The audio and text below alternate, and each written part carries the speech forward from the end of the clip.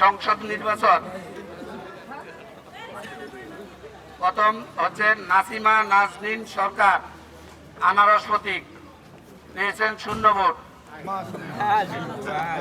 মানসুর হাতপাকা পেয়েছেন 90 vote. Mohammad Enamul Haque kettle প্রতীক পেয়েছেন 0 vote.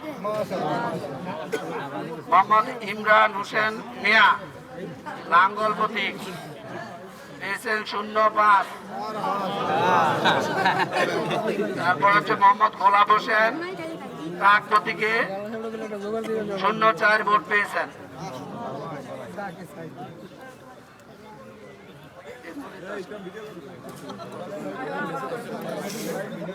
এরপরে হচ্ছে মোহাম্মদ ফয়জুন নূর হাতি মার্কা পেয়েছেন 7 ভোট। এরপরে হচ্ছে মোহাম্মদ ইকবাল হোসেন সাতা প্রতীক 287 ভোট। মোহাম্মদ জালালউদ্দিন ধানের শীষ প্রতীক পেয়েছেন 1247 ভোট।